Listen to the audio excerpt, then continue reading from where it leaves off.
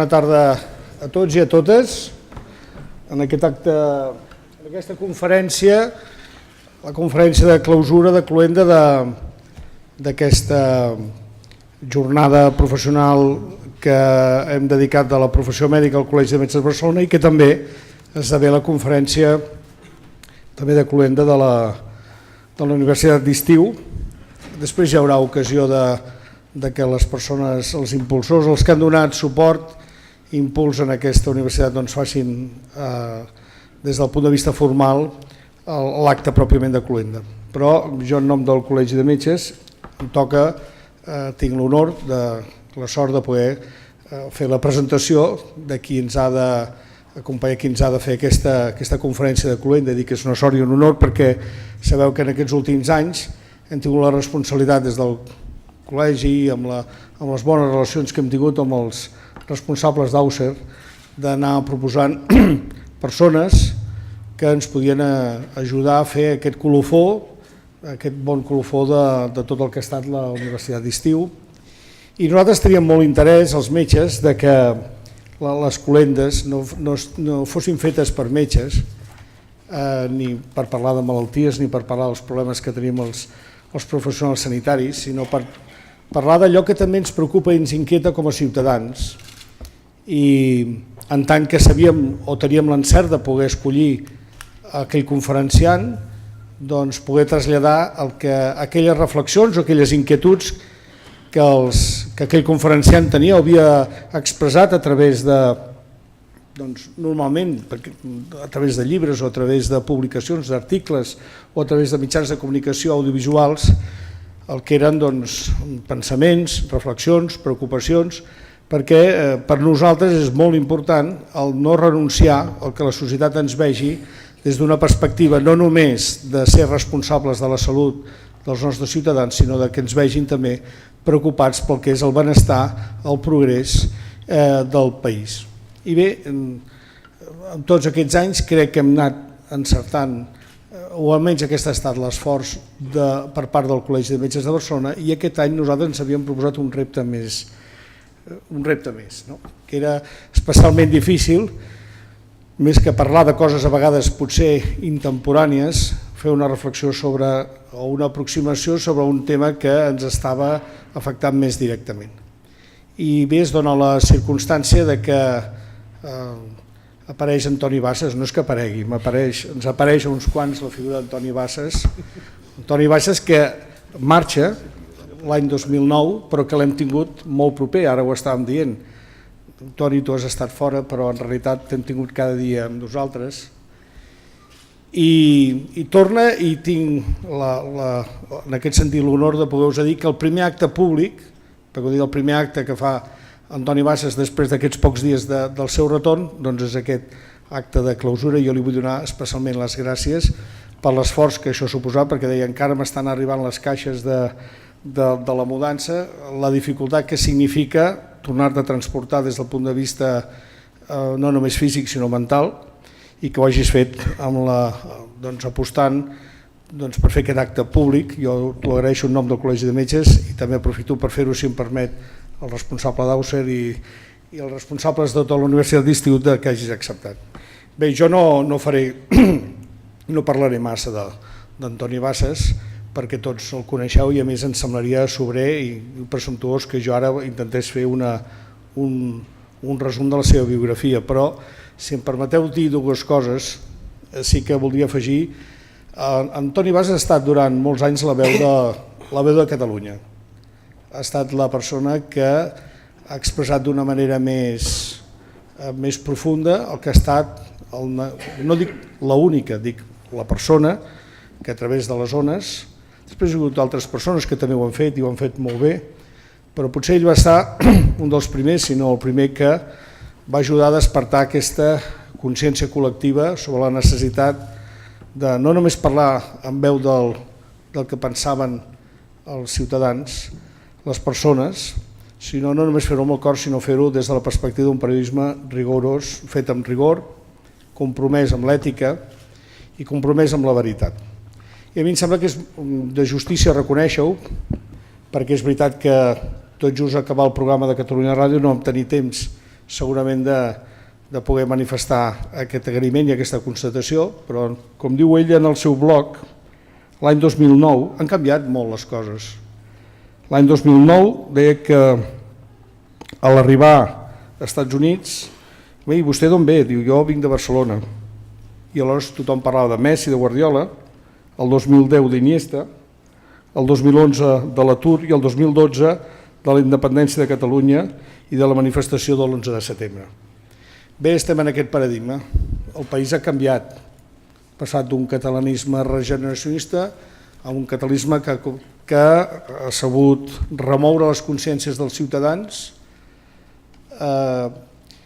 que està interpel·lant sobre fets fonamentals. Els ciutadans de Catalunya volen decidir què volen ser, volen decidir el seu futur, i en aquest futur hi juguen d'una manera molt important els mitjans de comunicació. Els mitjans de comunicació que a vegades han estat objecte de crítica, però que han estat també l'ànima i a vegades l'expressió d'aquest sentiment o d'aquest pensament que la ciutadania ha volgut expressar. I si algú potser ha expressat d'una manera més propera aquest estat de pensament i de sentiment, ha estat l'Antoni Bassas durant molts i molts anys, no només en els programes que ja coneixem, sinó també de forma elíptica en les seves transmissions, encara que ell deia, jo estic als Estats Units, estic descomprimint. Bé, descomprimies, però de tant en tant feies córrer, i no cal dir-ho, a través dels blogs també transmeties la teva aproximació cap a aquesta idea. Bé, jo et vull agrair, Toni, moltíssim que estiguis amb nosaltres, que més hagis acceptat. També és veritat que no et vaig posar cap condició de que parlessis de res concret, et vaig dir parla del que tu vulguis, perquè nosaltres necessitem poder parlar als metges i poder expressar a la societat les coses que realment preocupen. I quan tu em vas dir, escolta, m'agradaria parlar a propòsit la història de construcció i destrucció de les relacions de Catalunya amb els mitjans de comunicació espanyols, no? Concretament, o els mitjans de comunicació en general, em va semblar que era oportú, molt interessant i sobretot en el moment que estem vivint, en el qual hi ha aquest despertar de consciència col·lectiva sobre què és el que volem ser en el futur els ciutadans de Catalunya. Moltes gràcies, Toni, t'ho agraeixo moltíssim i tot és teu. Molt bé, doctor, moltes gràcies.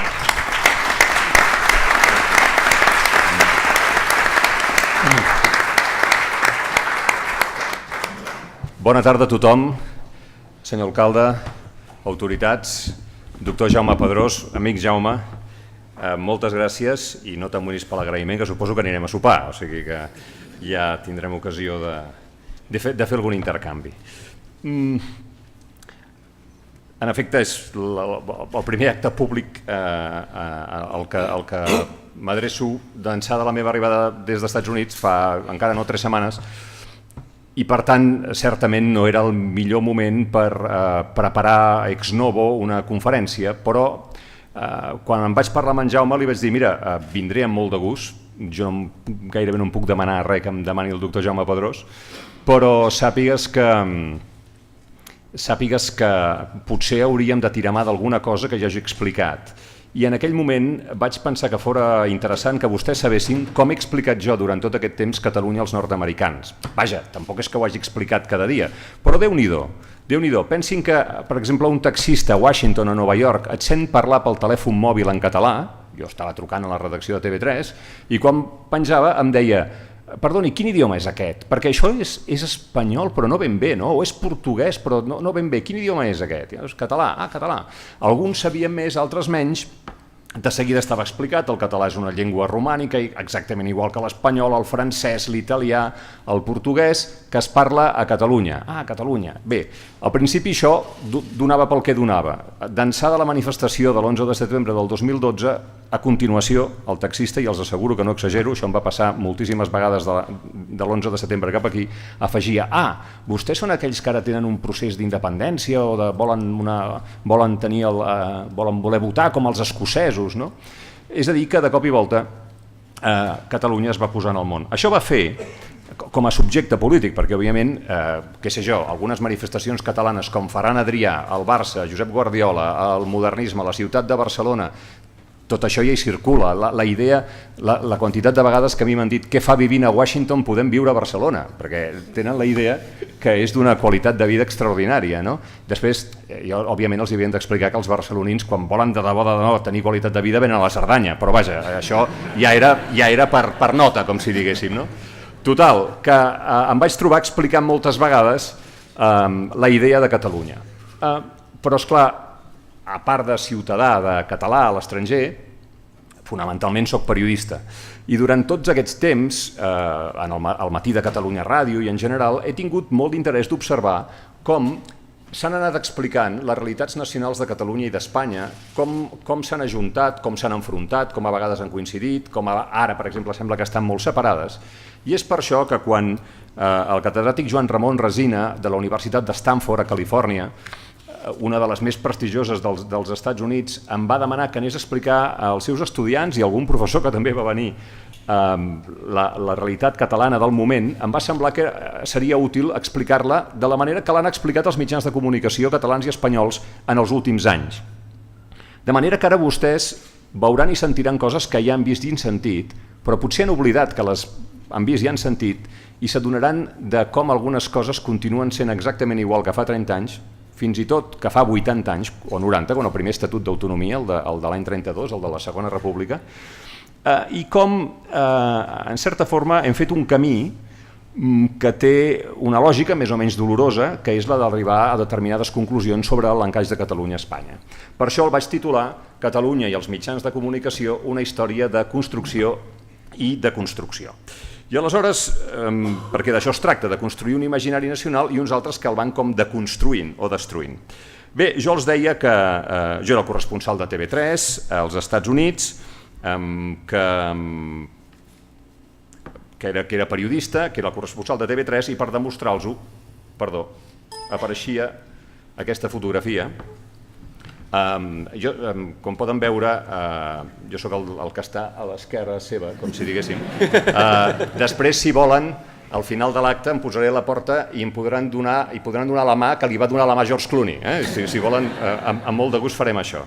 Però sí, aquesta foto no és trucada, això és real, som ell i jo i uns quants més, un bon dia a Washington que van a fer una protesta a la porta de l'ambaixada de Sudan. O sigui que, per demostrar-vos que en efecte la meva activitat periodística es movia una mica entre les estrelles, doncs George Clooney, però la persona dels Estats Units que més m'ha impressionat, bé, no és aquest és per demostrar qui era jo, és aquesta. Això és Los Angeles i aquesta senyora Jodie Foster, suposo que els cinèfils ja la deuen haver conegut. Si volen deixem-ho aquí, no tinc res més important que explicar que aquest moment a la porta d'un hotel a Los Angeles i en general doncs ja m'està bé, però ja entenc que no ens podem quedar aquí. Encara recordo clarament les paraules que em va dir, diu, ets molt alt, i jo li vaig dir, bueno, això es pot arreglar, i em vaig ajupir una miqueta, i aleshores ens vam fer la fotografia. Inexplicablement no m'ha trucat més, no sé gairebé res més d'ella, però vaja. Bé, és un plaer, per tant, per mi parlar de dues coses que són molt importants a la meva vida, que és el meu país, Catalunya, i la meva feina al periodisme. I el que m'agradaria explicar-vos, els deia avui a vosaltres americans, és que els països tenen un sistema comunicatiu que pot estar d'acord o en desacord moltes vegades, que hi ha mitjans de dretes i mitjans d'esquerres, però en una cosa es posen d'acord. Per exemple, els Estats Units, doncs que quan parlen del seu país parlen dels Estats Units. Pels mitjans de comunicació espanyols només hi ha una nació sobre la qual parlar, que és Espanya, ja siguin mitjans de dretes o d'esquerres. En el sistema català, depèn. Alguns mitjans de comunicació pensen que Espanya és una nació de nacions, un país multinacional, i que Catalunya és una d'aquestes nacions dins d'Espanya. I una minoria pensa que Catalunya és l'única nació i que, per tant, Catalunya no és Espanya o hauria de deixar de ser. Per tant, el que s'ha de subratllar és Catalunya té el seu propi sistema de mitjans de comunicació, que inclou internet, ràdio, diaris, TV3, i aquest sistema ha jugat un paper molt important en la construcció de la identitat nacional, o almenys d'una manera diferent de pensar sobre Espanya. Els dos sistemes, el català i l'espanyol, subratllen aquestes tensions cada dia amb un focus tan diferent en les situacions que a vegades comencen a semblar els mitjans de dos països completament diferents. Us posaré un exemple. Si hi ha un partit radicalment nacionalista a Espanya, és justament el que hi ha al govern en aquests moments, el Partit Popular. Doncs bé, el 2011 aquest partit va guanyar les eleccions amb el 44% dels vots a Espanya i l'actual primer ministre, Mariano Rajoy, va arrasar. Doncs bé, a Catalunya, aquest partit que a Espanya va arrasar amb el 44% dels vots va ser el tercer amb el 20% dels vots, fins al punt que la nit electoral el mapa que teníem era aquest. És a dir, que van guanyar a tot arreu, excepte a Sevilla, que és la Taca del Sud, a dos de les 3 províncies del País Basc, al nord, i en els 4 districtes electorals de Catalunya.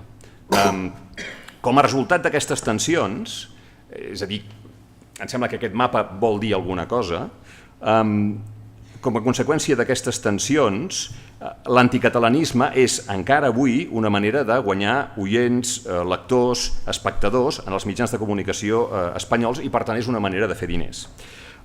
I és una manera de guanyar vots a les eleccions espanyoles amb, diguéssim que, poc interès en les conseqüències per a una coexistència pacífica i respectuosa. De la mateixa manera, hi ha una reacció creixent als mitjans de comunicació catalans que consideren que Catalunya no pot esperar res constructiu d'Espanya i, per tant, ha arribat a la conclusió que és temps d'un canvi, de manera que s'estan alimentant els sentiments de la independència de Catalunya. Aquesta dicotomia té diverses explicacions, els deia, l'existència de 2 llengües diferents, l'existència de 2 maneres diferents d'entendre la vida. Els hi posava, per exemple, el cas dels toros. Els mitjans de comunicació nord-americans li han donat sempre molt importància al toro i al torero com a imatge plàstica, com a imatge d'Espanya, i per tant els va impressionar molt i va tenir molt de ressò la prohibició dels toros que va fer el Parlament de Catalunya. És a dir, allò va ser un exemple molt gràfic d'un cert trencament cultural. Imagineu-vos que l'estat de Nova York prohibeix els rodeos. És evident que allà no se'n fan, però és la imatge que tenim dels nord-americans. I sobtaria. Evidentment hi ha 2 sistemes simbòlics diferents, la bandera, l'himne, l'eterna qüestió dels diners. Catalunya representa aproximadament el 18% del producte interior brut, el 26% de les exportacions, per tant és evident que Espanya podria ser viable com un estat si esdevingués independent, però aquestes tensions no s'acaben sempre de resoldre. Els americans, i en general jo crec que tots, tenim interès per les xifres que expliquen realitats, perquè una cosa és les opinions i una altra cosa són els fets. Anem a les xifres i aleshores els explicava que el novembre del 2012 el Centre d'Investigacions Sociològiques espanyol va fer un estudi preguntant vostè què se sent. Bé, com sabeu, aquest estudi es fa cada 3 mesos aproximadament, o amb certa freqüència, i li pregunten a la gent vostè què se sent a Catalunya. Només espanyol, el 6%, que és la porció del formatge vermella, més espanyol que català, 6%, igual de català que espanyol, 38%, més català que espanyol, 25%, només català, 25%.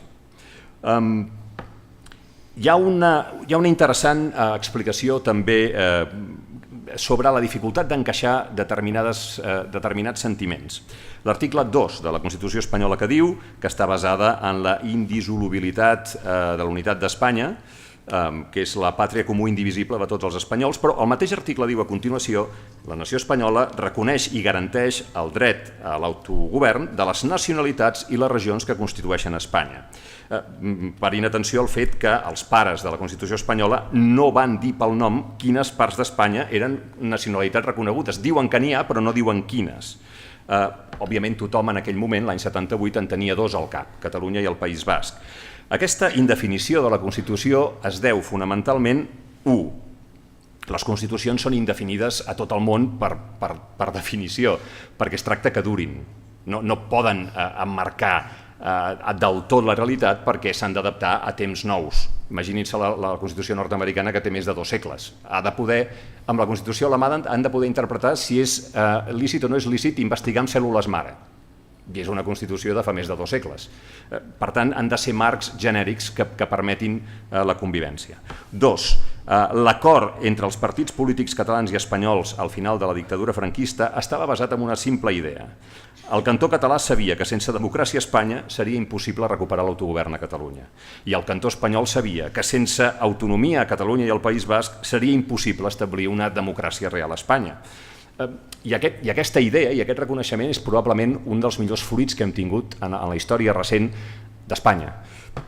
Però la realitat és que, encara que la Constitució espanyola va ser un acord remarcable amb les seves insuficiències i amb les seves influències del moment, els debats sobre si Catalunya és una nació o és una regió, sobre si mereix més o menys autogovern, sobre la qüestió dels diners, tot això cada vegada és més agre, cada vegada és més desagradable. Per tant, el que vull explicar avui és aquest treball de construcció d'identitats.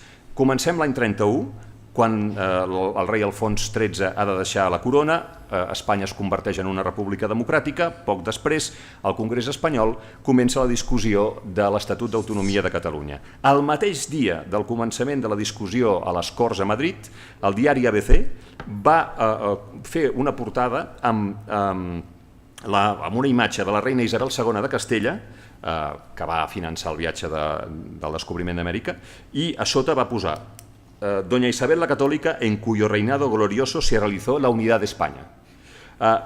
I durant aquells mesos l'ABC va publicar innombrables articles d'opinió amb títols com els següents: ensenyar el català a les escoles, no volen ser espanyols, la indústria catalana intenta dominar tota la indústria espanyola, tot el que Catalunya obté s'ha de donar a les altres regions, l'exclusió de l'idioma espanyol a Catalunya, el català és un idioma artificial, vi català contra vi espanyol, Catalunya és Espanya, 1931.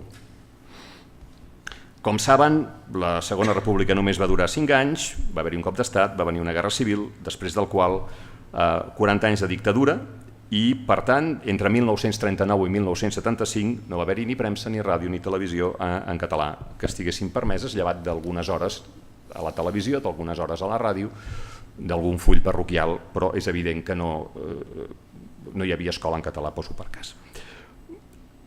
Finalment, per tant, diguéssim que l'accent de la unitat d'Espanya està posat en 1492, que és una xifra, diguéssim, és una data a retenir. Franco mor el 20 de novembre de 1975 i només 5 anys després d'aquesta portada de La Vanguardia apareix el primer diari en català després de la guerra, que és l'Avui. Aquesta és la primera portada del dia de Sant Jordi de 1976.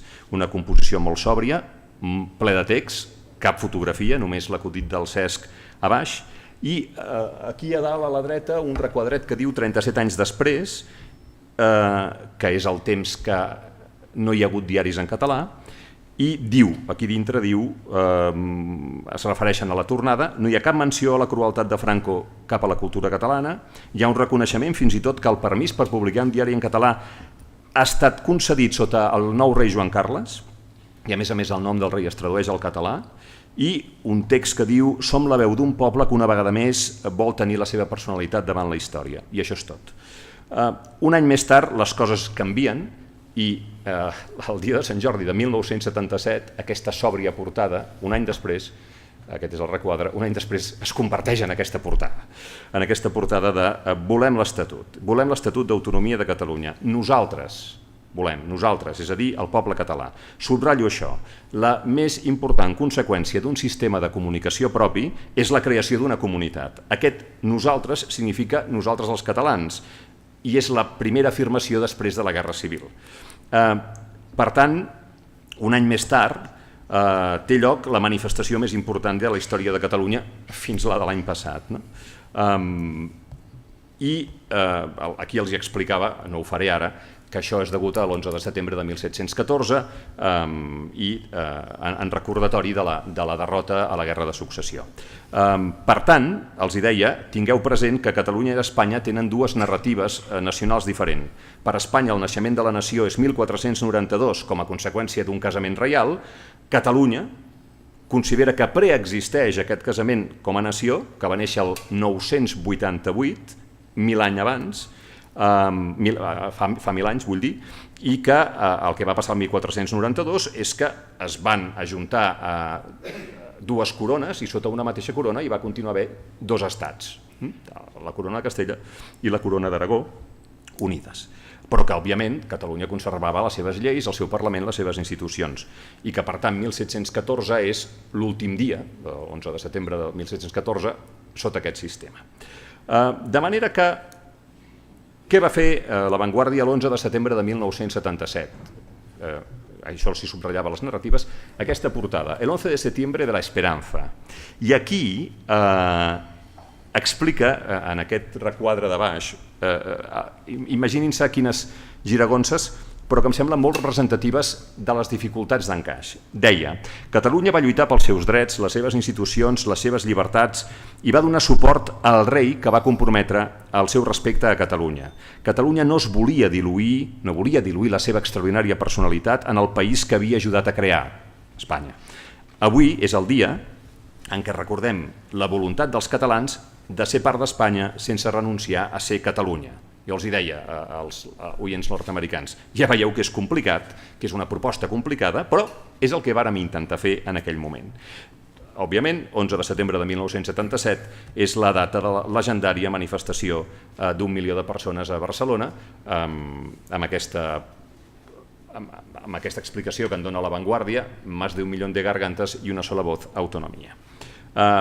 Només pocs dies després d'aquesta manifestació, el govern espanyol d'Adolfo Suárez va aprovar la restitució de la Generalitat, que havia estat desmantellada durant el règim de Franco, i un mes més tard, a l'octubre, un president a l'exili de la Generalitat, del qual la majoria de catalans, almenys els de la meva edat, no en coneixíem no només ja la cara, sinó la seva existència, no sabíem ni com era, vàrem descobrir qui era i que teníem un president de Catalunya amb portades com aquesta, de La Vanguardia.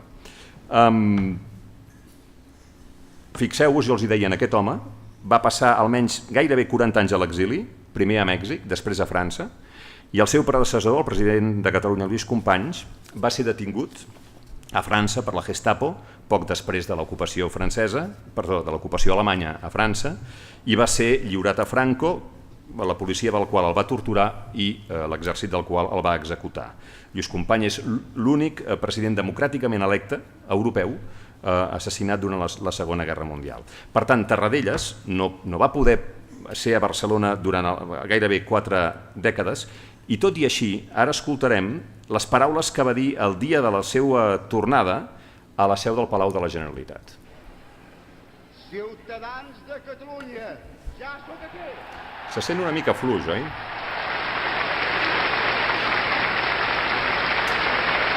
Ja sóc aquí! Perquè jo també vull l'estatut.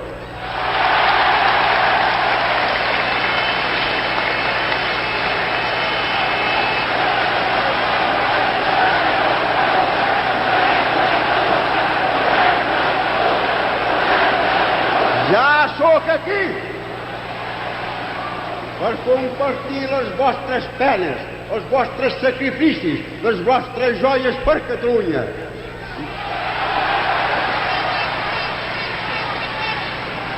Ja sóc aquí per treballar amb vosaltres una Catalunya pròspera, democràtica i plena de llibertat.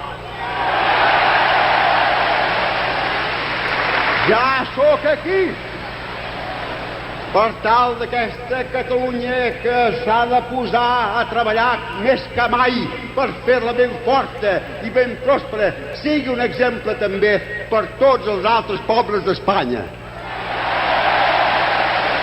Fixeu-vos que fa una referència molt elegant al passat, no passa comptes amb ningú, és molt realista en relació al present i es refereix a Espanya en el seu discurs. Després va venir la redacció de la Constitució espanyola i fins i tot La Vanguardia, un diari pro-business i monàrquic, va intentar vendre un compromís. Espanya és una nació amb altres nacions a dintre. Documentos para la polémica sobre la nacionalidad catalana, mientras se discute el proyecto de Constitución. La nación catalana, su existencia a través de los siglos. És una qüestió de visió d'Espanya. És possible que tinguem un estat plurinacional?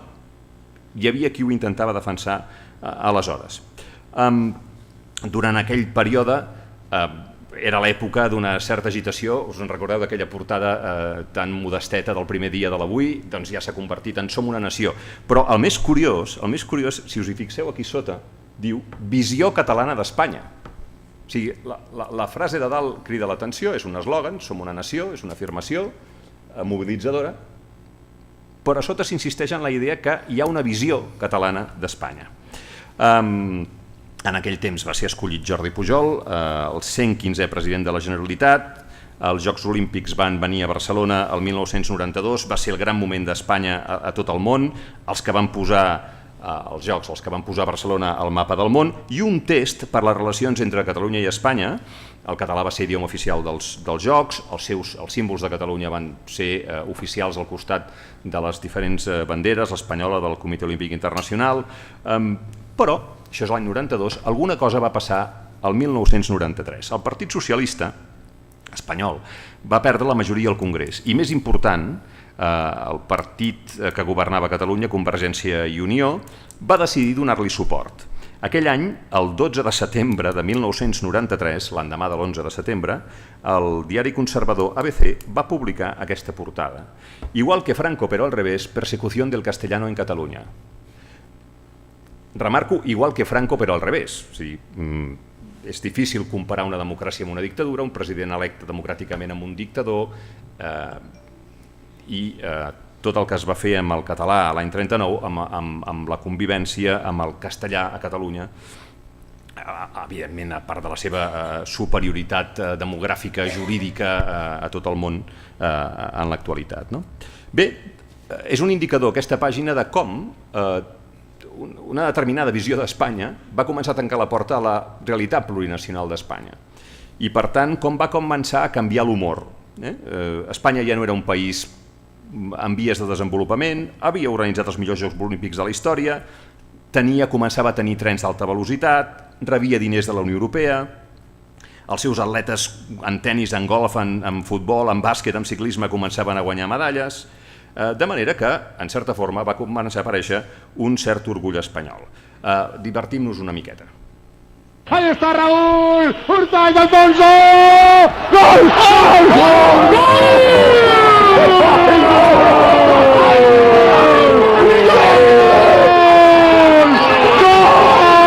Fins aquí és normal. Gracias, Dios mío. Es emocionante que uno haya tenido que vivir. Dios existe y como dijo aquel, Dios es español. És l'exageració pròpia dels crits futbolers. El més divertit és que això va passar a la COPE, que és l'emissora de la Conferència Episcopal Espanyola, o sigui que realment van resoldre molts problemes alhora, van descobrir que a més Déu era espanyol. Bé, el Partit Popular va entendre el 2003, quan el tripartit a Catalunya, que un govern on hi havia un partit independentista i d'esquerres com Esquerra Republicana coaligat amb els socialistes, coaligats amb els socialistes espanyols, era una magnífica oportunitat per desgastar els socialistes espanyols. De manera que, poc després de la formació del govern català, el seu vicepresident es va reunir, va cometre l'error de reunir-se amb ETA i aleshores la idea era, anem a explicar com a través de les vies democràtiques un partit independentista ha arribat al govern. El cas és que de cop i volta aquest mal humor, aquesta agror va començar a disparar-se. El Partido Socialista sigue coaligado con un partido encabezado por un apologeta del terrorismo, por un cómplice intelectual de los asesinos de Hipercor y del cuartel de la Guardia Civil de Vis. Para su historia, hasta Bin Laden es demócrata. Aquesta portada, que és un fotomuntatge, el vicepresident del govern de Catalunya donant-li la mà a un terrorista amb Zapatero a darrere.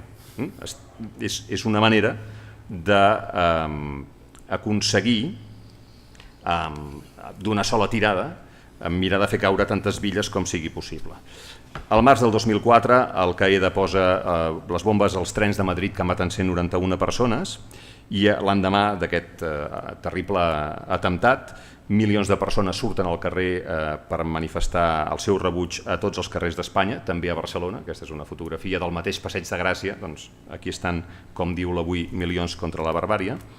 En aquell cap de setmana, com recordareu, perquè d'això tot just en fa 9 anys, el Partit Socialista va guanyar les eleccions per sorpresa, davant un PP que havia estat governant durant 8 anys, i per tant això va donar, entre altres conseqüències, la de tenir 2 presidents socialistes, una a Barcelona, Pasqual Maragall, una a Madrid, José Luis Rodríguez Zapatero.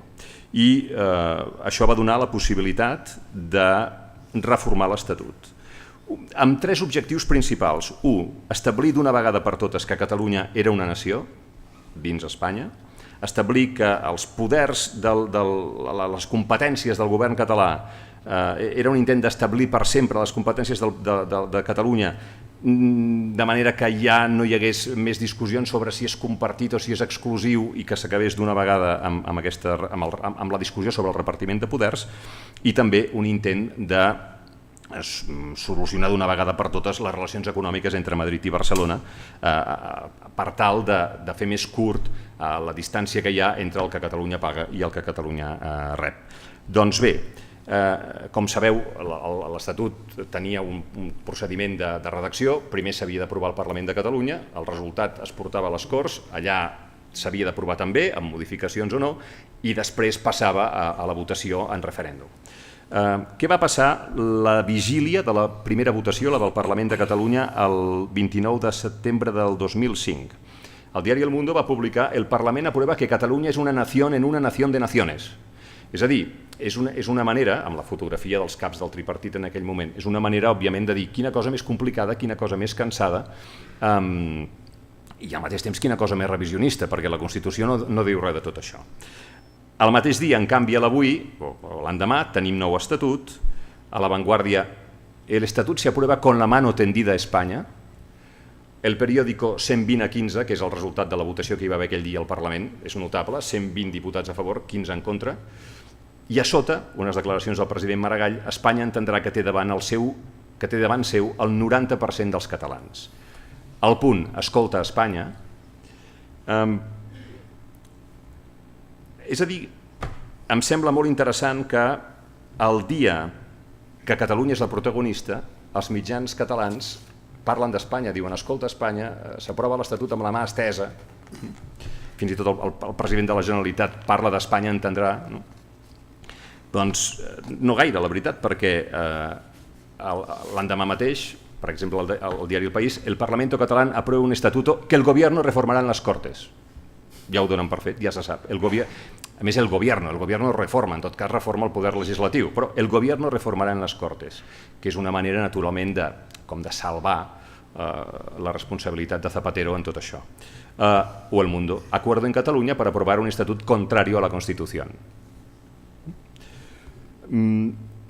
Això fa que la redacció de l'Estatut fa que el Partit Popular, en aquell moment a l'oposició, comenci una campanya a tot Espanya recollint firmes contra l'Estatut de Catalunya. És una campanya que va començar a Cadis, que és el lloc on es va redactar la primera Constitució espanyola, el 1812, i això que escoltareu va passar a la cadena SER. Una periodista s'acosta a una parella que ha anat a firmar en una taula i té lloc el següent intercanvi. ¿Para qué firma, señora? En contra de Cataluña. No, en contra de Cataluña. No, ¿cómo se llama eso? Del estatuto. Del estatuto. Bueno, al fin y al cabo es lo mismo. Al fin y al cabo es lo mismo. El Partit Popular, Andalusia, fa aquests anuncis. ¿Sabes que si nos vamos de Andalucía a Cataluña, nuestro hijo tendrá que estudiar en catalán? ¿Cómo? Lo que oyes, que en Cataluña es obligatorio estudiar en catalán y no se puede en español, que es la lengua de todos. ¿Y por qué? Porque Zapatero lo consiente y Chávez lo apoya. El pacto de Zapatero con el nacionalismo catalán perjudica a los andaluces y Chávez no hace nada por remediarlo. O sigui, fixin-se que és un anunci de política andalusa, de la campanya de les andaluses, on la idea és, aviam, com podem fer-ho per donar-li un cop en el candidat socialista andalús? Hauríem d'anar a través de Zapatero perquè té un pacte con el nacionalismo català, és a dir, aprofitem la situació catalana per parlar, per intentar guanyar vots a Andalusia. Òbviament, jo els hi deia, això va donar lloc això va començar a fer molt agre l'ambient i segurament vostès recordaran aquestes expressions del malaguanyat actor Pepe Rubianes. ¿Usted creu que la unitat d'Espanya està en perill? ¿Qué me dirías tú? A mí la unidad de España me suda la polla por delante y por detrás. Y que se metan a España ya en el puto culo a ver si les explota dentro y le quedan los huevos colgando los campanarios. Que vayan a cagar a la puta playa con la puta España que yo... Òbviament, quan als mitjans de comunicació un personatge públic, independentment que tots sabem que Pepe Rubianes tenia tendència a l'exageració, però quan es parla així és que hi ha moltes coses s'estan trencant o s'han trencat. Finalment, el 2006 l'Estatut s'aprova y a la COPE os saludan así. Ayer se consumó el proceso de secesión de Cataluña, del resto de España y la voladura del régimen constitucional de la PEMA. Y el modelo catalán es esencialmente dictatorial. ¿Qué pasa? Que la sociedad catalana está madura para la dictadura. Después de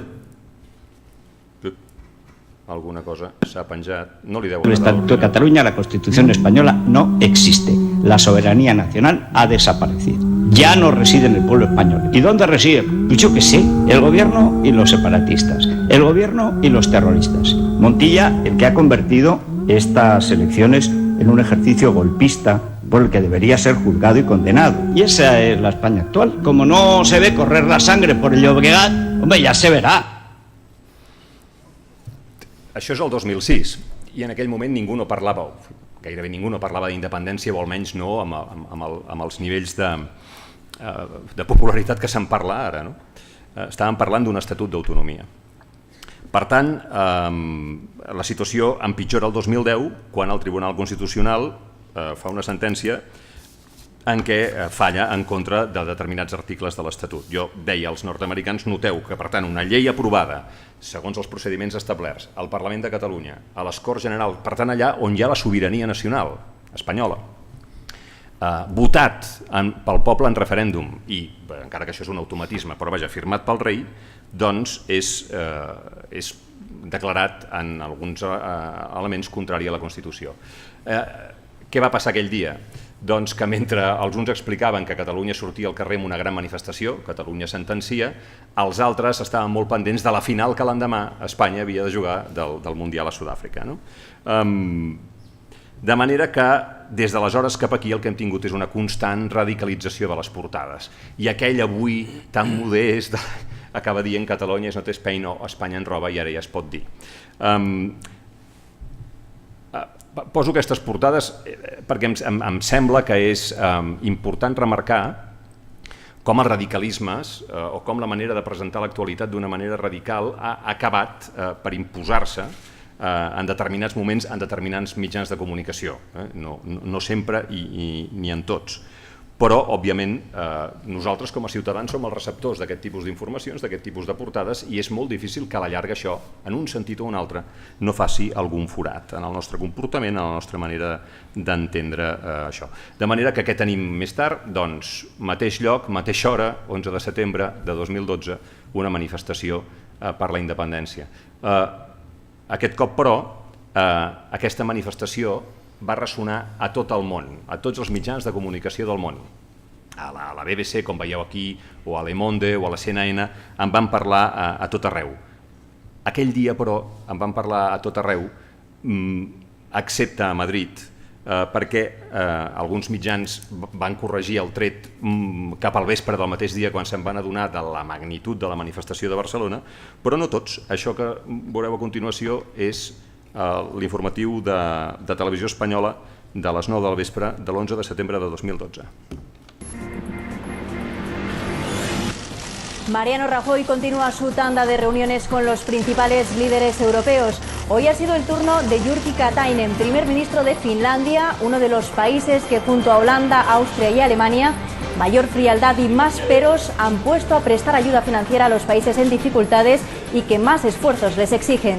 A la salida se ha visto buena sintonía entre ambos líderes.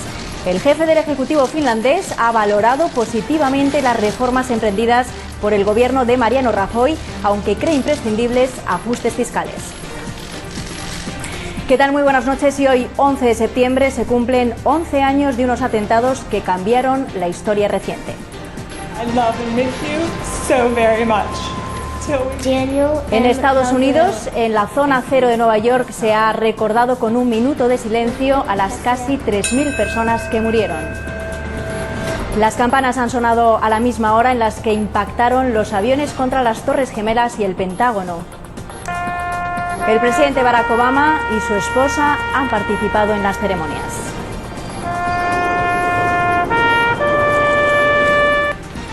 Gracias, Gema. En clave económica, Bruselas da un año más a Portugal para reducir su déficit y la eurozona espera la decisión del Constitucional alemán sobre el Fondo Permanente de Ayuda. Hi havia 1,5 milió de persones als carrers de Barcelona. Los expertos que redactaron los informes en los que se basa el juez para imputar a José Bretón un delito de doble asesinato tendrán que volver a remitirlos al magistrado por lo que califican como un error de enumeración. Un hueso único en el cuerpo figura 2 veces. A la cinquena. Manifestación soberanista en Barcelona. En la Diada catalana participan al menos 1,5 millones de personas según cifras de los Mossos d'Esquadra.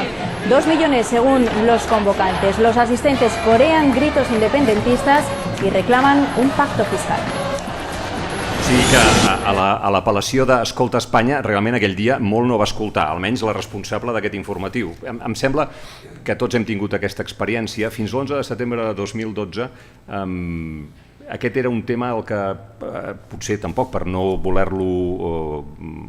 contribuir a escalfar-lo, alguns li van girar la cara, van fer veure que no existia, que l'ignoraven, i el resultat és aquest sumari pel que després van demanar disculpes i van dir que estava totalment equivocat, perquè quan una ciutat espanyola surt 1,5 milió de persones al carrer, la televisió d'aquell país se suposa que se n'ha de fer ressò, encara que la manifestació no sigui precisament del gust de la immensa majoria dels telespectadors d'aquell canal.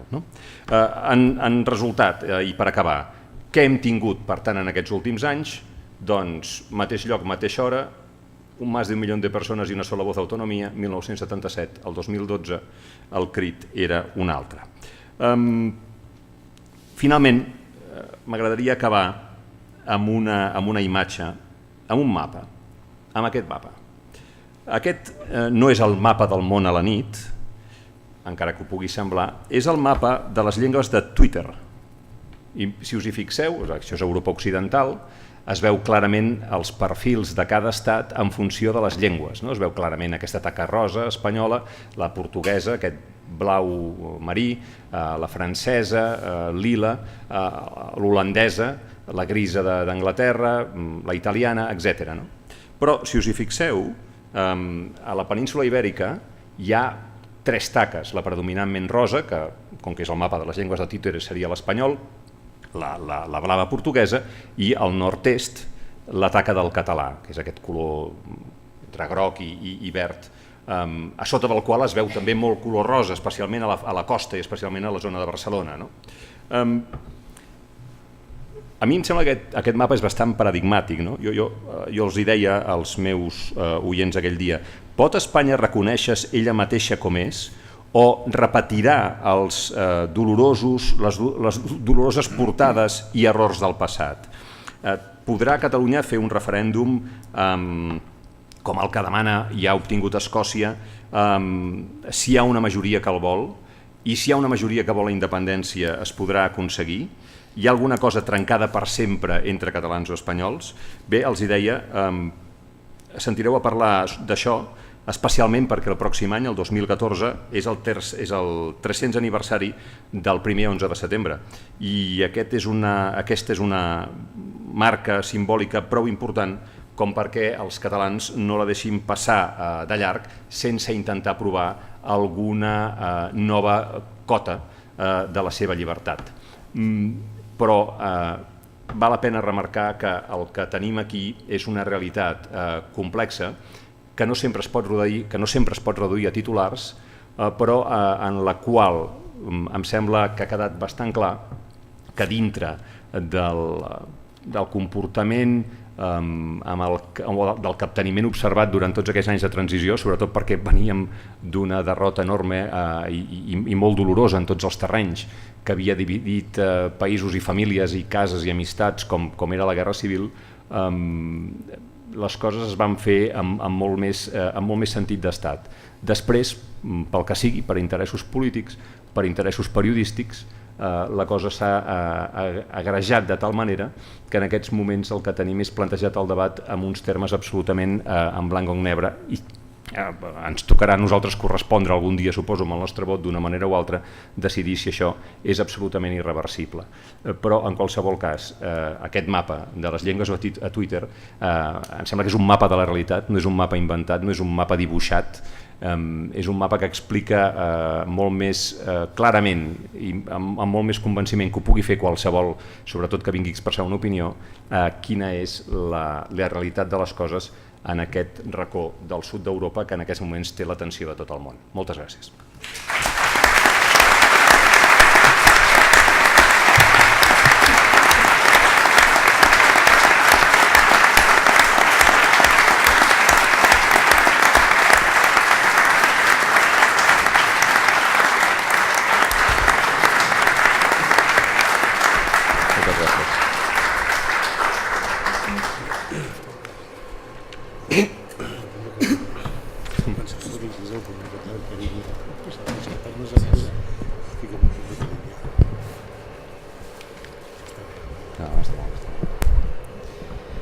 Moltes gràcies, bona tarda, gairebé vespre a tots.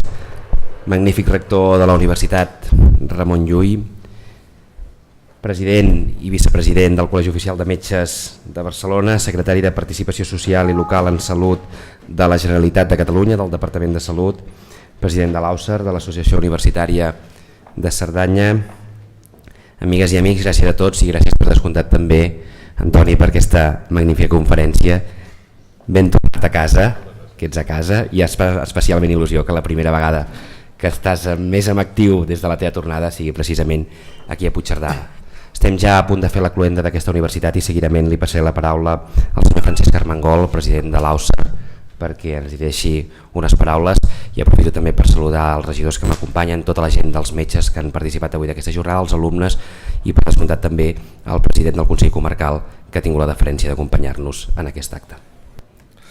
Gràcies, alcalde, magnífic rector que ens visita per primera vegada en aquesta universitat d'estiu. Gràcies per estar aquí amb nosaltres. Autoritats, senyores i senyors, amics de l'AUSAR, bona tarda a tothom. Hi ha cloendes i cloendes, com us podeu imaginar, però per nosaltres aquest any, per l'AUSAR, és molt important perquè hem fet 15 anys d'associació i 15 anys també d'Universitat d'Estiu Ramon Llull a Puigcerdà. En alguns països, com sabeu, fer 15 anys és molt important. Ve de la tradició asteca, de la tradició maia, de fet era deslligar-se del vincle patern. Nosaltres no tenim cap intenció de deslligar-nos absolutament de ningú i estem convençuts que tots fem falta en aquest projecte, tots els que estem en aquesta taula. Un projecte que en el 1999 va ser un desig, que 10 anys després es va consolidar i que ara és una realitat a les agendes de pràcticament tots els que esteu en aquesta sala. I això realment ens omple d'orgull. Doctor Vilardell, gràcies una vegada més per tenir Puigcerdà com a lloc de treball a l'estiu, de tota la professió mèdica. Esteu a casa vostra. A l'Associació Universitària els voluntaris estem molt contents de treballar durant tot l'any amb el vostre equip al COM per arribar aquí i com deien alguns avui durant la visita de l'Hospital Nou del Transfronterer ha sigut una molt bona jornada de treball. Gràcies i us esperem, us esperem que aneu tornant cap aquí, cap a casa nostra. També vull agrair a tots aquests que tinc aquí darrere, els col·laboradors, els sponsors, els patrocinadors. Realment, sense vosaltres, nosaltres tampoc haguéssim fet 15 anys ni estaríem avui celebrant aquesta cloenda dels 15 anys d'Universitat d'Estiu Ramon Llull Puigcerdà. Estarem tots d'acord que quan et fas gran augmenten les responsabilitats, per tant sabem que no podem baixar la guàrdia i que hem de seguir treballant amb rigor i compromís perquè vosaltres, els alumnes, els que veniu cada estiu aquí, us ho mereixeu i ho espereu. Per tant, sapigueu que a l'Associació Universitària seguirem treballant durant tot l'any perquè l'any que ve hi tornem a ser-hi. Estem segurs que el model que hem dibuixat aquí a Puigcerdà funciona, la prova està en els resultats. Volem barrejar professionals, més món acadèmic, més institucions, més un equip de voluntaris i el resultat és aquesta 15a edició. I amb una 15a edició que ens toca a nosaltres la part més freda d'avui, que és donar les xifres. Ahir al sopar dèiem 387, avui Secretaria m'ha passat les xifres finals i tenim 400 matrícules aquesta setmana, 40 professors aproximadament, 2 excel·lents classes magistral, la inauguració amb el magistrat Santiago Vidal, que per cert, senyor Bassas, ens va donar records per vostè, a la inauguració. i l'exquisita conferència d'avui de cloenda de l'Antoni Bassas. A més de tot un seguit d'activitats obertes, això sí, hem hagut de suspendre les dos que ens fan il·lusió, com és de les que ens fan més il·lusió, com és la pujada a la nit dels estels o el que havia de ser la nit de les arts, que a la vegada haguéssim celebrat els nostres 15 anys. Però bé, no estan suspeses, les ajornem per l'any que ve, tindrem oportunitats de veureles. No? Els voluntaris fem molts miracles, però el temps encara no hem après a controlar-lo, però bé, potser a poc n'anirem aprenent. No?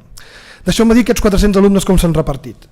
46% és de la Cerdanya i el 54% és de la resta. I dintre de Cerdanya el 51% és Puigcerdà i el 49%, és a dir, meitat i meitat, és de la Cerdanya. Siguem bé la segona població amb més matrícules. Evidentment, de Barcelona veniu un 42% de les persones, de Lleida un 5%, de la resta de Catalunya un 3%, i hem augmentat una mica la suma d'Andorra, França i la resta de l'estat espanyol. Amb xifres menys maques que aquestes, fa uns quants anys el vicerrector en aquell moment de la Universitat Ramon Llull, el doctor Albert Sáez, va dir que el campus de Puigcerdà era la joia de la corona de les universitats d'estiu dintre de la Ramon Llull. Rector, hem treballat tossudament per seguir-ho sent, volem seguir sent la joia de la corona de les universitats d'estiu dintre del grup de la Universitat Ramon Llull, però sobretot volem ser aquí a Puigcerdà, a la Cerdanya, un referent d'universitats d'estiu cada any i volem continuar siguent-ho. I per acabar, senyor alcalde, amb vostè podem anar treballant sovint durant tot l'any, mil gràcies per posar els serveis de l'Ajuntament al servei de l'Universitat d'Estiu, però també al servei de l'Auser. Aquí està la prova que ahir vam poder oferir a l'amic Auser, a la Brigada Municipal de Serveis de Puigcerdà, perquè evidentment dins de les infraestructures tenir les mans d'un grup com la Brigada que ens ajudi realment és molt important. I per acabar, una festa d'aniversari no ho és del tot si no hi ha una tarta i podem fer una celebració final. Tarta per tots, perquè heu vingut molts, els que esteu en aquesta sala i una 60ena que estan a la sala del costat m'acaben de dir no teníem tarta per tots, però fem un exercici d'imaginació, bufem les espelmes tots junts i uniu-vos al nostre desig, que no és un altre que poseu a les vostres agendes la cita aquesta per l'any que ve, perquè a partir de dimarts, quan acabem la festa major, tot l'equip de l'Associació Universitària de Cerdanya ens posarem a treballar per l'edició del 2014. Moltes gràcies a tots.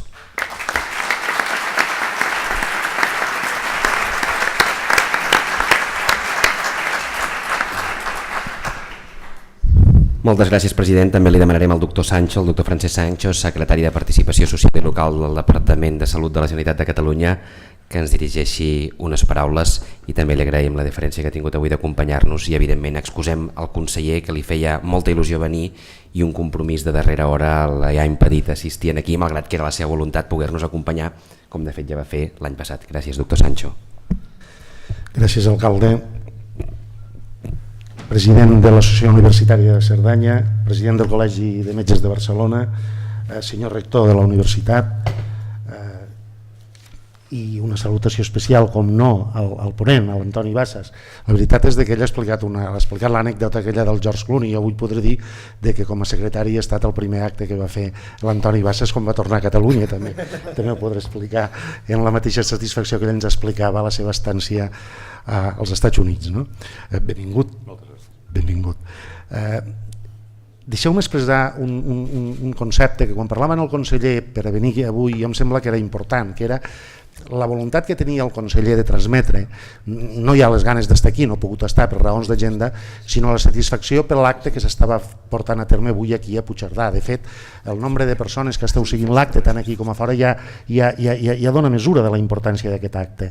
Però també m'expressava una cosa que em sembla que és important transmetre, és a dir, era aquesta idea de la capacitat i la necessitat que tenim de reflexionar entorn al món que estem vivint i els canvis que s'estan produint, i com aquesta reflexió han de donar-li al sistema sanitari català una arma que sempre ha tingut, que és aquesta voluntat i capacitat d'adaptar-se als canvis, adaptar-se al món on vivia i per tant produir excel·lència precisament per aquesta capacitat i aquesta dinàmica que ha tingut el sistema com a tal. I aquesta dinàmica ve precisament d'actes com aquests, de la capacitat de reflexionar, aportar coneixements i fer que aquests coneixements tinguin una concreció en forma de propostes, en forma de reflexió de cara al futur. I em sembla que és important aquesta reflexió i per tant felicitar els organitzadors per l'acte, 13 anys, 15 anys d'universitat d'estiu, 13 anys d'actes de jornades d'estiu de la professió mèdica, em sembla que donen per molt.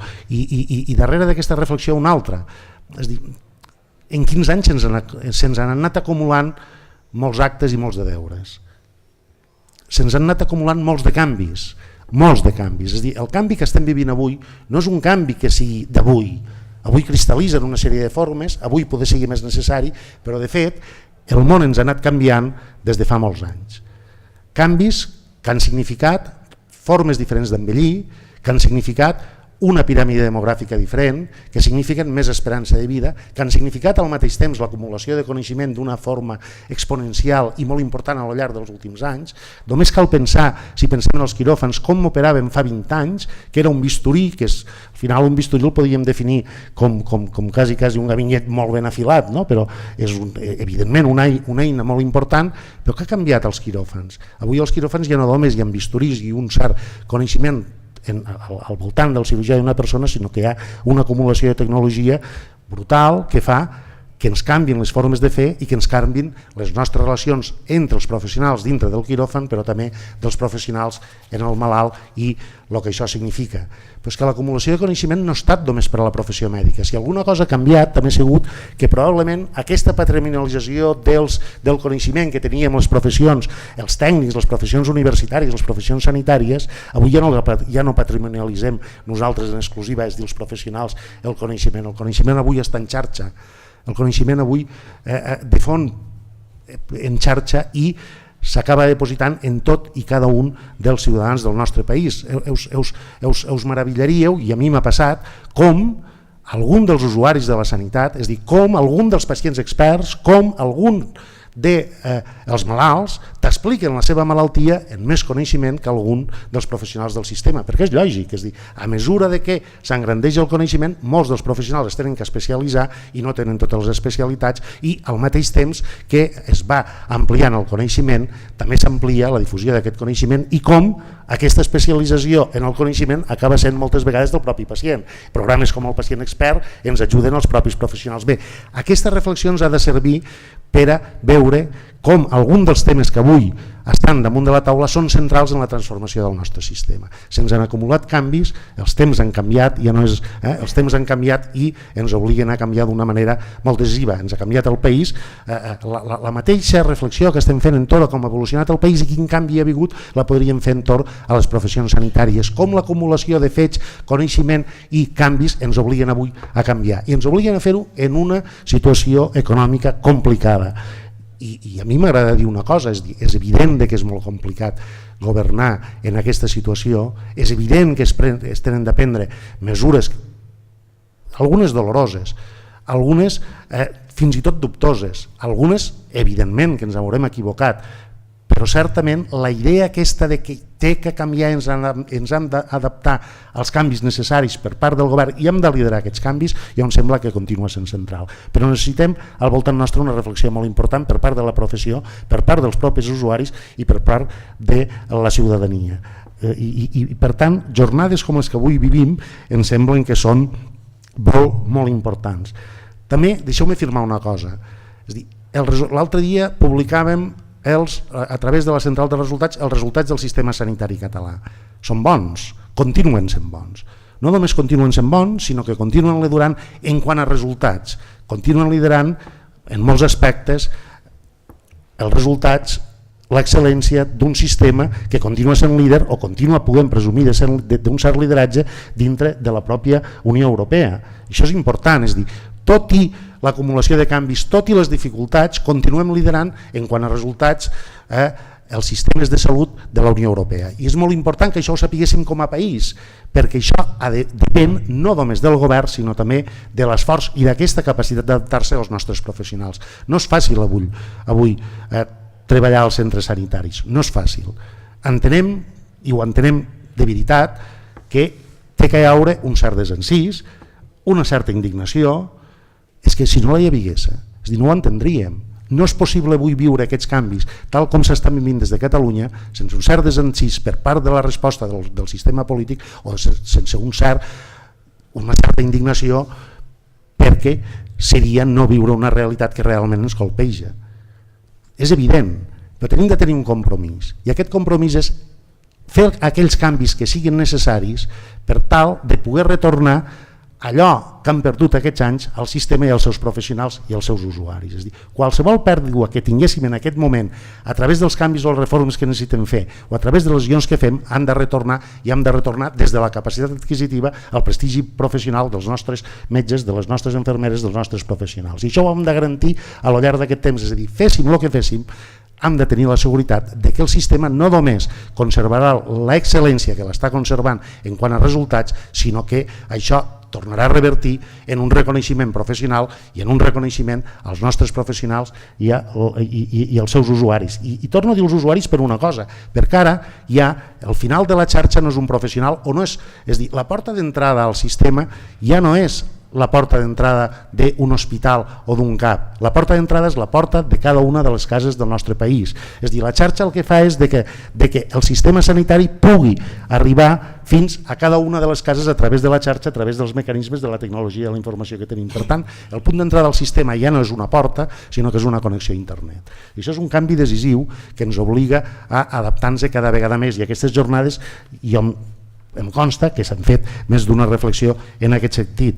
És en aquest sentit que usuaris, ciutadans, professionals, governs, proveïdors assistencials haurem de cercar noves formes organitzatives que facilitin aquesta relació entre el sistema, els professionals i el pacient en un entorn que sabem que és més tecnificat, que es reclamarà la col·laboració dels ciutadans, i si és veritat que avui el coneixement està en xarxa, també és veritat que la responsabilitat també està en xarxa. Per tant, el concepte de corresponsabilitat entorn als resultats del sistema també serà un tema que estirà cada vegada més al centre de les nostres discussions. Destacar precisament aquest encert de generar debat, però i també posar en valor algunes de les iniciatives que avui tenim. Ja tenim un sistema on estem fent un pla de salut on els eixos principals són tenir en compte els canvis demogràfics, centrant-nos en la cronicitat, donar més capacitat de resolució a la primària, millor coordinació entre primària i especialitzada, reordenar l'especialitzada de manera que allò que és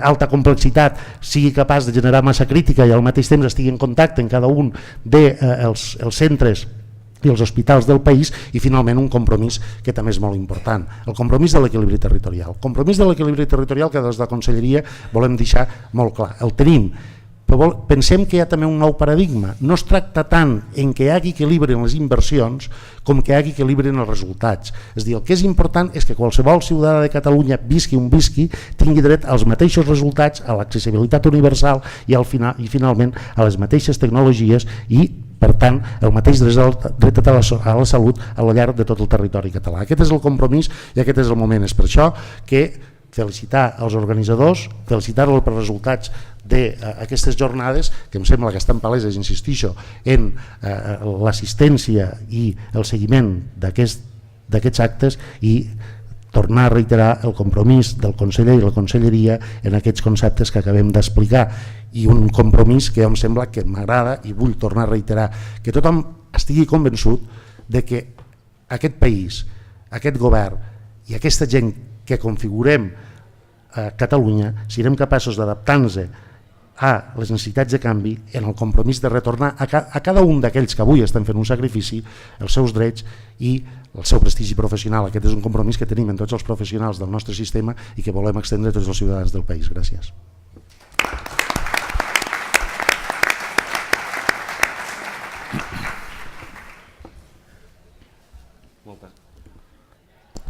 Moltes gràcies, doctor Sancho. Seguidament ens dirigirà unes paraules també el doctor Vilardell, president del Col·legi Oficial de Metges de Barcelona. Bona nit a tothom. Excelentíssim alcalde, magnífic rector, doctor Francesc Sancho, doctor Francesc Armengol, senyor Antoni Bases. Bé, en primer lloc permeti'm que feliciti el rector de la Universitat, Ramon Llull, i després el director de l'Associació Universitària d'aquí a la Cerdanya.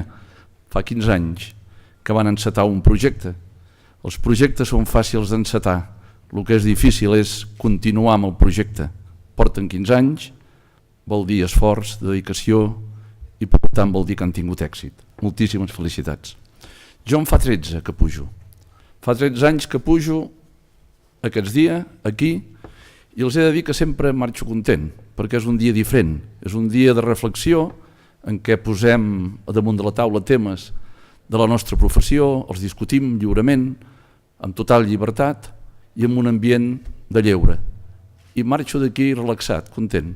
Fa 13 anys. Per tant, això és important. Per nosaltres era important. Però avui, quan pujava aquest matí, pensava, em fa una mica de mandra.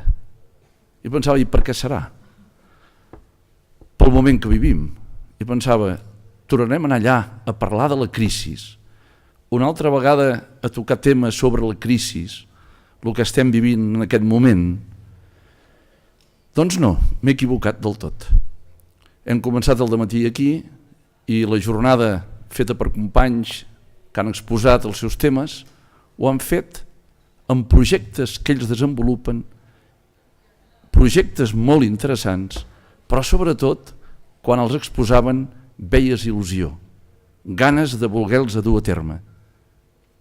Per mi això era il·lusionant, que gent d'aquí al país, de la nostra professió, veus que tenen projectes per fer en el futur i a més hi tenen molta il·lusió.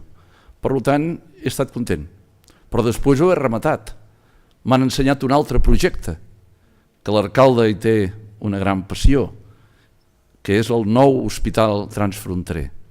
He vist un hospital magnífic, arquitectònicament preciós, però a mi el que m'ha agradat més és les persones que me l'ensenyaven. I aquí cito una persona que per mi és el pal de paller de que els metges estiguem aquí a l'estiu, que és el doctor Subirats, Enric Subirats. Quin gran metge. Tenen sort vostès de tenir aquesta persona que representa el bon metge i el metge bo, i que ple d'il·lusió ensenyava aquell hospital i sobretot parlava de projecte de futur, d'atendre bé la gent, de fer les coses ben fetes, amb temença de si sortiria bé o no, si els deixaríem fer allò que els professionals creuen que és el bé per atendre correctament els malalts. Jo espero que així sigui. I en aquest cas demano als polítics, a l'alcalde, que siguin molt generosos. A vegades s'ha de cedir, per un costat i per l'altre, i en aquest cas molt més, per un costat França, per un costat aquí Catalunya. Hem de ser generosos, cedint uns, cedint els altres, però escoltant la veu dels que en saben, i d'atendre malalts en saben els professionals metges i metgesses, en saben. Per tant, escoltar-los. He vist un projecte engrescador, il·lusionant pel nostre país, projecte únic, difícil, no fàcil, cultures diferents, i per tant no serà fàcil, però penso que amb el que he vist, amb la il·lusió, amb les ganes de fer les coses ben fetes, estic segur que tirarem endavant. Si això m'ha engrescat, m'ha il·lusionat, m'ha carregat la bateria per tirar endavant, després ho ha rematat el senyor Antoni Bassas. Quan me l'han presentat allà baix, jo hi he anat. I jo m'ha semblat que em havia de conèixer a mi. I he pensat, no em coneix de res. I he pensat, per què passa això? Per què passa això? Perquè passen persones que els veus molt, persones que semblen que siguin un fill teu, que els has vist a créixer. No els has vist mai ni has parlat mai, però els has vist a créixer. El recordo, jo soc aficionat al futbol i al Barça, quan realment Catalunya Ràdio començava les seves transmissions en català, que el Puyal començava i cridava un noi que era l'Antoni Bassas. I jo pensava, i d'altres, i pensava, dic, comença, però després l'he anat seguint, i esclar, me l'he fet familiar, quasi és família meva, i per això quan el veig, dic, home, sí, esclar, ens coneixem, ell no coneixia de res. Això ens passa molt, però és que ens passa molt a Catalunya. Curiós, això, no sé si ho han meditat vostès, això. Passa molt. Hi ha gent que sembla que els coneixem de tota la vida. I per què passa això? Perquè Catalunya, per sort, en Pla va treure el nom de l'homenot. És ben utilitzat aquest nom. Un homenot. Una persona que no saps per què, però que porta molt en el país i amb el que fa. Diferent d'altres. Molt diferent d'altres. L'Antoni Bassas és un homenot. És un homenot. Treballa amb una professió que se'l veu disfrutar, la fa ben feta i a més és una persona que com que l'hem vist créixer hem vist el que significa l'esforç. Estic convençut que no li ha estat fàcil. Ni la pujada, perquè quan un puja, no ho dubtin, les enveges neixen, ets diana. No ho dubtin. I no diana dels llunyans, dels de prop. Quan marxes per formar-te, moltes vegades marxem per formar-nos, però quan tornem tampoc és fàcil. Però en tot cas aquests homenots són imprescindibles per tirar endavant el país nostre. Ho han set els que hem tingut abans. Per sort en continuem tenint. Antoni Bassas és un homenot i per tant aquest país el necessiten, en necessitem i per tant a tirar endavant sense cap temença, sense cap por, per arribar amb un objectiu que procurem que sigui un bon port on ens hi sentim bé i ens hi trobem bé. Moltíssimes gràcies.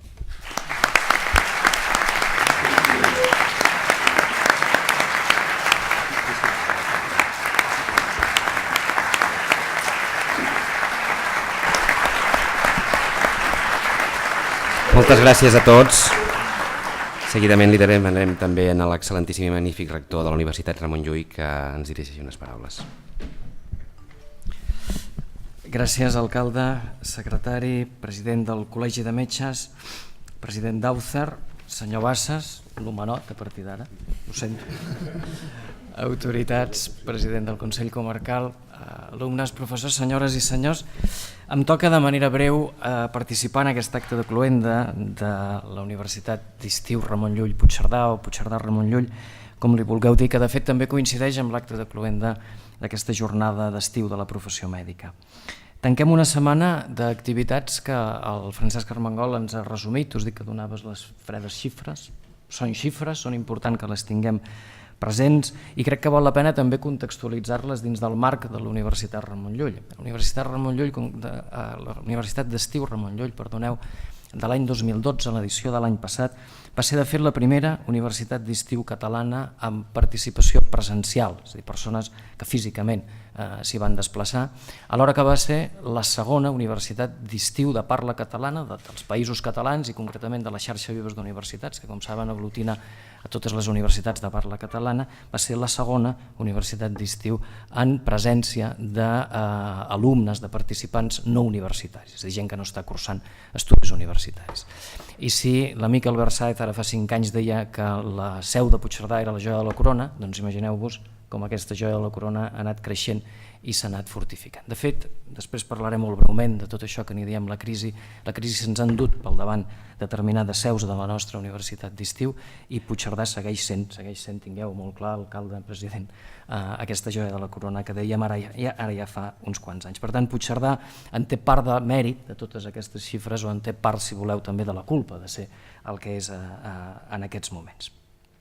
Cal també agrair, ho ha fet el Francesc, a tots els que ho heu fet possible, als patrocinadors, als col·laboradors, a totes les tantíssimes entitats i institucions que hi esteu participant, evidentment també a les associacions professionals, molt especialment al Col·legi de Metges, a Aucer, em toca dir-ho, des de la Universitat Ramon Llull, a l'Ajuntament, a els molts voluntaris que hi heu estat participant. Després tornaré un instant amb el tema d'agraïments i de felicitacions. Aquests actes de cloenda, aquests aniversaris, aquests 15 anys, fins i tot aquesta època de final de curs, que per molts és una espècie de final d'any, et permeten aturar-te una mica en el camí, ho deia el secretari, ho deia el doctor Vilardell, et permeten reflexionar una miqueta d'on vens i cap on vas, o si voleu, cap on volem anar, perquè et dona una mica de perspectiva, és una espècie de turó en el camí, si és que de fet el volem aprofitar. Cada any ho fem o cada any ho intentem fer i de fet, com que el context ha canviat, com que el món en el qual estem vivint se'ns està fonent a les mans, el país se'ns està fonent, no estem vivint de fet una crisi econòmica, estem vivint una cosa molt més profunda, estem vivint uns moments de canvis molt substancials.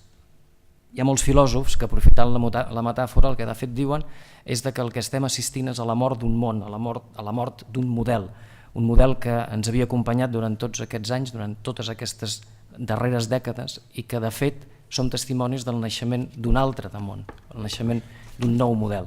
Desgraciadament ni sabem com serà aquest nou món, aquest nou model, ni sabem quines seran les regles per les quals aquest nou món es regirà. Sí que sabem que sigui com sigui aquest nou món no tindrà pràcticament res a veure amb el món en el qual vivim, en el món en el qual estem acostumats. Per tant, és indispensable aturar-se una mica en el camí, mirar endarrere, reflexionar, preguntar-nos quina part de responsabilitat hi tenim nosaltres en aquest canvi i sobretot quin rol hi podem jugar per treure el país del forat, per de fet dibuixar aquest nou món i aquestes noves regles. I crec que ho hem de fer tant des d'un punt de vista individual, professional, institucional, col·lectiu, des d'un punt de vista global, crec que és la paraula encertada. I per tant deixin-m'ho que m'ho pregunti una mica també com a universitat, perquè són moltes les persones que miren cap a la universitat i diuen què es farà des de la universitat o com la universitat pot contribuir en aquesta sortida. Crec que coincidirem en que la universitat ha de seguir fent allò que feia i que històricament ha fet i que de fet és indispensable i que no en podem renunciar, la formació superior de qualitat, evidentment amb un nou paradigma, un paradigma clarament de globalització, de competència global. Si les fronteres han caigut, la formació superior també ha perdut aquestes fronteres, en tots els sentits, des de fronteres geogràfiques a fronteres tecnològiques com a les fronteres d'edat. Avui en dia la gent torna a la universitat i per tant hi ha programes de formació continuada al llarg de tota la vida, ja no dediquem a la formació només uns pocs anys de la nostra vida de joventut i s'ha acabat. Ens hem de dedicar d'una manera molt especial a la recerca i en un ambient mèdic és evident que cal dir això. La professió mèdica ha canviat completament fruit, clarament, de l'activitat de recerca. No tindríem la medicina que avui tenim si no fos precisament per l'activitat de recerca. Per tant, des de les universitats hi hem d'incidir en la cadena de l'R+D+I perquè al cap i la fi, al capdavall, és a dir, al final d'aquesta cadena, hi ha la competitivitat econòmica de les nostres indústries i del nostre país.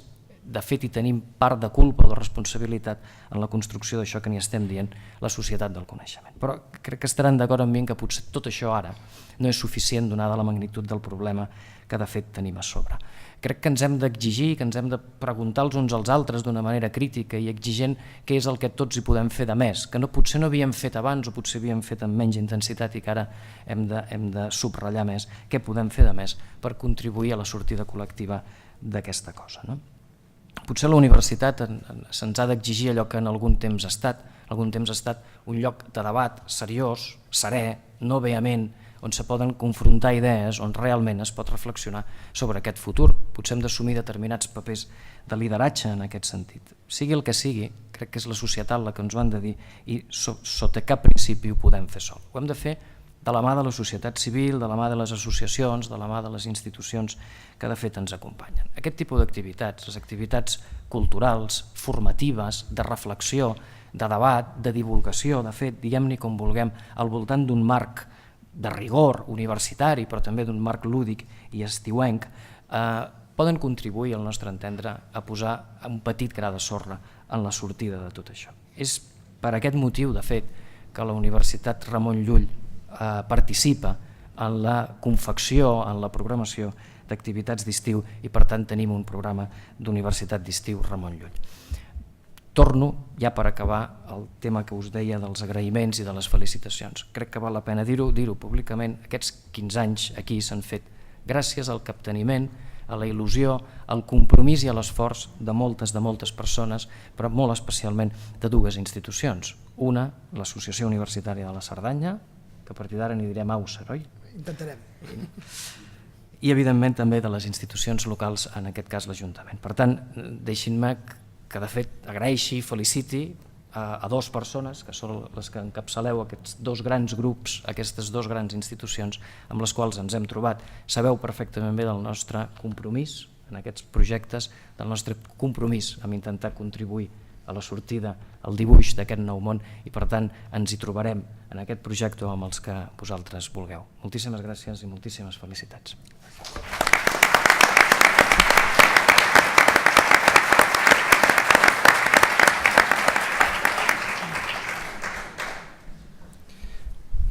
Moltíssimes gràcies a tots.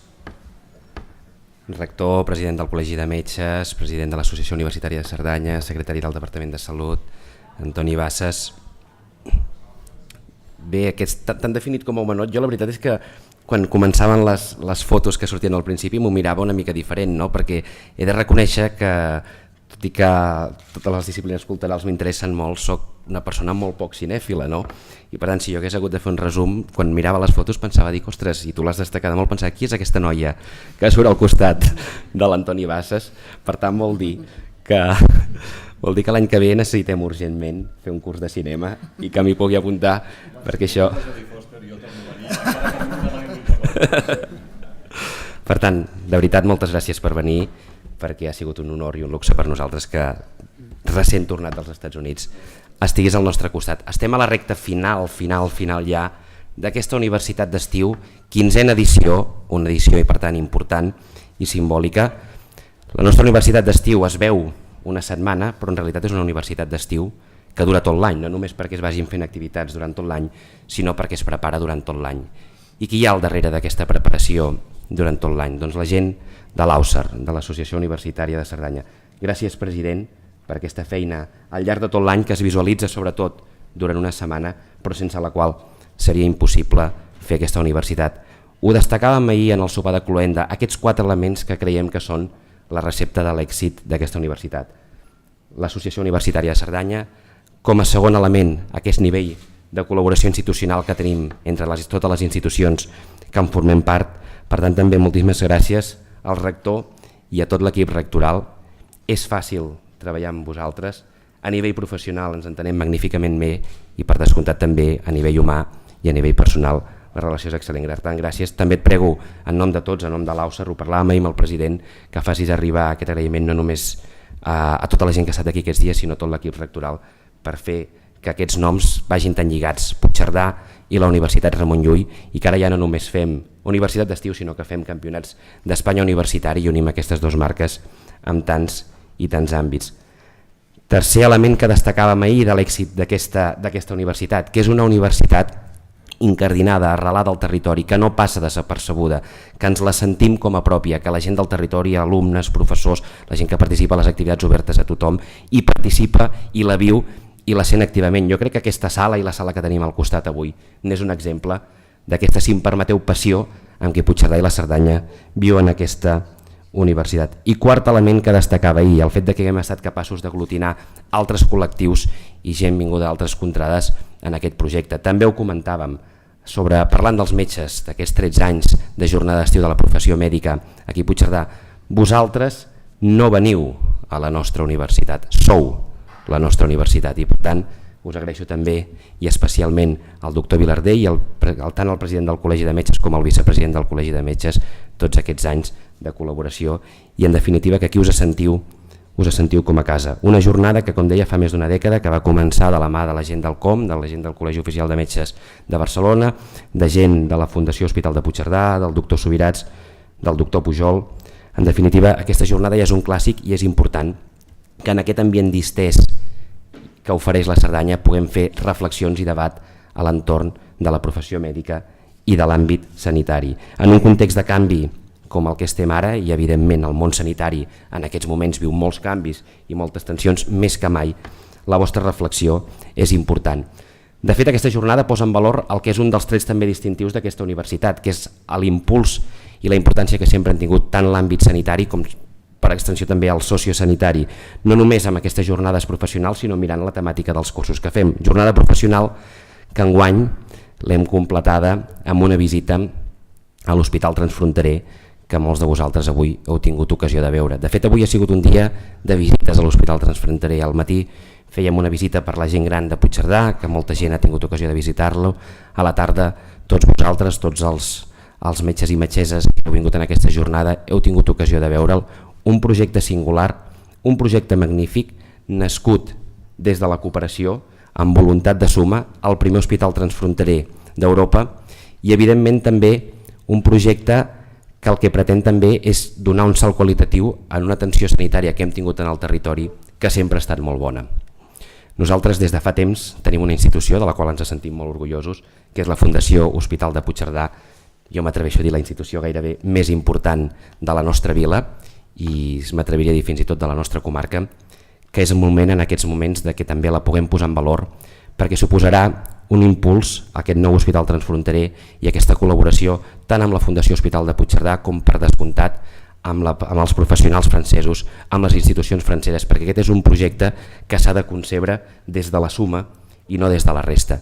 Jo, per tant, vull agrair evidentment al doctor Sancho també avui que ens acompanyi, agrair-li també que el departament estigui sempre al costat d'aquesta jornada. L'any passat ens acompanyava el conseller, enguany també aquesta era la seva voluntat venir. Ens ha tramès que li havia sapigut molt greu no poder-nos acompanyar, però un compromís d'última hora doncs li ha impossibilitat. En qualsevol cas, jo espero que d'aquí poc temps, quan celebrem segurament la propera jornada d'estiu de la professió mèdica, tindrem un hospital ja funcionant, un hospital en marxa. Espero que així serà. En qualsevol cas, si no és així, poc li faltarà, però que serà una oportunitat. En aquests moments en què el sector sanitari viu tantes tensions, és el moment per posar en valor coses que abans es destacaven, que tenim un bon model sanitari, que tenim un bon nivell d'equipaments, que tenim projectes importants per endavant i, repeteixo, fer un primer hospital transfronterer en el marc de la Unió Europea no és un projecte menor, però sobretot, i jo sempre ho destaco i ho vaig destacar també l'any passat en aquesta jornada, si al final el nostre sistema sanitari és potent i és important i és reconegut, és perquè fem recerca i perquè fem recerca biomèdica en molts àmbits, però sobretot perquè tenim un nivell de professionals, un capital humà excel·lent al darrere treballant-hi, representats per aquí, en aquest cas per tots vosaltres, però aquest capital humà que tenim és sobretot el que hem d'aprofitar i posar en valor. És el mateix que us comentava abans. Tenim aquí en el territori, tant en el cantó francès com en el cantó català, a través, per exemple, de la Fundació, professionals excel·lents que hem de saber aprofitar-los, tot aquest capital i totes les institucions que fa tants i tants anys que treballen en un àmbit tan noble com la salut per créixer, perquè, repeteixo, tenim projectes i tenim projectes importants a desenvolupar. Com deia, gràcies, Antoni, per aquesta magnífica conferència. De fet, enguany hem començat i hem acabat aquesta universitat parlant de tot aquest procés que viu el país, digueu-ne com vulgueu, de transició nacional, d'exercici del dret a decidir, de dret d'autodeterminació, d'independència. Nosaltres a Catalunya tenim molts noms diferents per referir-nos a una mateixa cosa. En el cas d'Espanya jo crec que sempre ho han resumit en una mateixa frase que és molt més senzilla i molt més homogènia, que és el que sempre han dit, el problema català. I de fet començàvem el dilluns parlant d'un exemple d'unitat entre Catalunya i Espanya, perquè parlàvem del sistema judicial. Parlàvem del sistema judicial, nosaltres tenim un sistema judicial únic i comú per tot l'Estat, i precisament el magistrat Santiago Vidal ens parlava de dir, home, seria una oportunitat per crear un sistema judicial del segle XXI, necessitem un sistema judicial, i posava molt èmfasi sobretot amb el tema de que tant la magistratura i la judicatura com els òrgans d'arbitratge, com pot ser el Tribunal Constitucional, siguin òrgans independents, despolititzats, no. Hem tingut un exemple aquesta setmana, per exemple, amb el president del Tribunal Constitucional, recent, això en parlàvem dilluns, aquesta notícia va sortir fa uns quants dies. I avui hem acabat passant a l'altre extrem, parlant d'un àmbit que és el món periodístic, el dels mitjans de comunicació, on aquí sí que clarament no parlem d'un únic sistema com tenim actualment, sinó que tenim dos mons absolutament i completament diferents. L'Antoni Bassas ho ha explicat molt bé, però jo personalment, a més pensava quan anava explicant, jo no m'imagino a l'Antoni, suposo que cap de vosaltres tampoc, fent segons quin tipus de declaracions, utilitzant segons quin tipus de to, fins i tot de to de veu, de vocabulari, com alguns dels exemples que ens has posat d'emissores i de televisions que utilitzaven. I és bo que sigui així, perquè nosaltres jo crec que si alguna cosa tenim és un sistema de mitjans, no? I uns professionals, i especialment avui encarnats per l'Antoni Bassas, rigorosos, seriosos, que utilitzen un llenguatge correcte, educat, ponderat, i això és un valor perquè en definitiva moltes vegades els mitjans no deixen de ser el reflex de la societat que els consumeix, i per tant que tinguem uns mitjans que tinguin aquests valors i aquestes virtuts i aquesta ponderació i aquesta correcció és positiu i és bo que ho mantinguem. Ella ens ha fet un repàs històric d'aquest problema català que fa temps que se'n parla. Sortia alguna portada de diari, he vist, no hi havia una de l'Avui que posava "Escolta Espanya". De fet, no és una frase inventada pel diari Avui, com ja sabeu, un poema que va escriure a l'O d'Espanya Joan Maragall l'any 1898, per tant fa gairebé 115 anys que es va escriure un poema que començava dient allò d'"Escolta Espanya, la veu d'un fill que et parla en llengua no castellana", i que l'any 1898, és a dir, fa 115 anys, acabaven els seus últims versos dient on ets, Espanya? No et veig enlloc. No sents la meva veu atronadora? No entens aquesta llengua que et parla entre parís? Has desaprès d'entendre'n els teus fills? Adeu, Espanya. I això s'escrivia l'any 1898. Per tant, no ve d'ara aquest debat que avui ens ha palesat. Tanquem una universitat que jo crec que ha sigut magnífica, una molt bona edició, una molt bona 15a edició. Per tant, felicitats a tots els que l'heu feta possible. L'acabem, jo crec que d'una de les millors maneres, que és unint dos àmbits, a l'àmbit de salut i a l'àmbit educatiu, dos pols, dos pilars del que és una societat moderna, democràtica, avançada, del segle XXI, i en definitiva, nosaltres la gran cita universitària que tenim cada any és precisament aquesta universitat d'estiu. Sapiguem-la gaudir, sapiguem-la aprofitar, i ara que ja estem a les acaballes, al final, donem-nos un respir, que comença la nostra festa major de la vila, i els que us quediu aquí, jo també us convido a participar-hi. Moltíssimes gràcies a tots i per molts anys.